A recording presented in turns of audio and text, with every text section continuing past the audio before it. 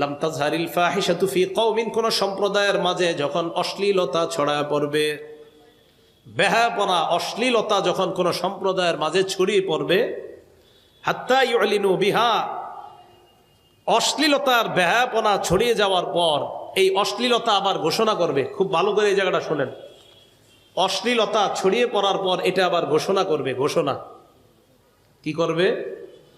এক তো অশ্লীল কাজ করবে, আবার ঘোষণা করবে। কয়েকদিন আগে আমাদের দেশে অশ্লীল কাজ হয়েছে, আবার ঘোষণা ব্যাপকভাবে, আবার প্রশংসিত হয়েছে। তো নবীজি বলেন অশ্লীলতা যখন ছড়ায় পড়বে, হাত্তা ইউলিনু বিহা, আবার ঘোষণা করবে যে তিনি আমাদের সম্মানিত একজন মেহমান, এই মেহমানকে আমাদের সম্মান করা দরকার।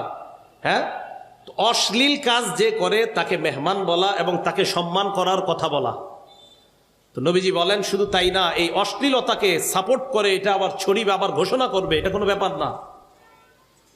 তো নবীজি বলেন অশ্লীল কাজ করবে কয়েকজন, আমরা যারা আছি আমরা বাধা দেই নেই, আমরা ভালো মানুষ দাবি করি নিজেদেরকে, মসজিদুত তাকওয়ায় নামাজ পড়লাম, বাধাও দেই নেই।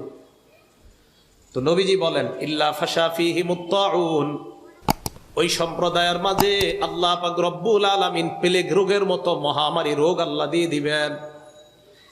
এরপর আল্লাহ নবী বলেন ওয়াল আউজাউল্লাতী লাম তাকুন মাদাত ফি আসলাফিহিমুল্লাযীনা মাযাউ, এমন এমন নতুন নতুন রোগ আল্লাহ দিয়ে দিবে যে রোগ অতীতের কাউকে আল্লাহ দেয় নাই, এমন রোগ ওই জনগণকে আল্লাহ দিয়ে দিবেন। এই যে দেখেন কত রোগ এখন আমরা নাম শুনতেছি, করোনা, এরপরে দেন কি ওমিক্রন, আরো কত কিছু আসবে, হেলেনা ধুলেনা মাতেনা কথা কয় না, কত নাম আসবে, নার্গিস সিডর, কত গজবের নাম আসবে। নবীজি বলেন আগে যেইগুলা ছিল না, এই গজব আল্লাহ পাক রব্বুল আলামিন দিবে। এজন্য মনে রাখবেন করোনা ভাইরাস তো আল্লাহ উঠায় নিতে চায়। অন্য সম্প্রদায়ের কথা চিন্তা করেন, যাদের মাঝে গজবের মাত্রা ছিল 7 দিন, কারো গজবের মাত্রা আরো বেশি, কারো কম, 7 দিন, 3 দিন, 1 দিন, এত বেশি পরিমাণে গজবের মাত্রাটা স্থায়ী হয় নাই। অথচ আমাদের উপর কতটা নারাজ আল্লাহ, যে এই গজব কতটা স্থায়ী হচ্ছে আপনি দেখেন, কিন্তু আমরা অপরাধ ছাড়ছি না। বরং আমাদের ভাবসাব এমন যে করোনা না আরো ভয়ঙ্কর কিছু আসলেও সমস্যা নাই, আমরা ঘোষণা করে করে গুনাহ করব, দেখি আল্লাহ কিভাবে আটকায়। এই হালাত চলতেছে আমাদের। কি বড় ভয়ঙ্কর গজব থেকে আমরা উঠলাম, কিভাবে আমাদের দেশে অপরাধ সংগঠিত হয় আবার।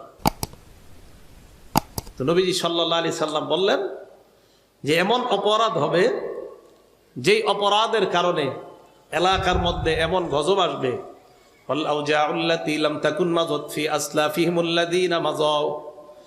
এমন অপরাধ হবে যে অপরাধের কারণে এমন গজব আল্লাহ দিয়ে দিবেন যে গজব অতীতের কাউকে আল্লাহ দেয় নাই।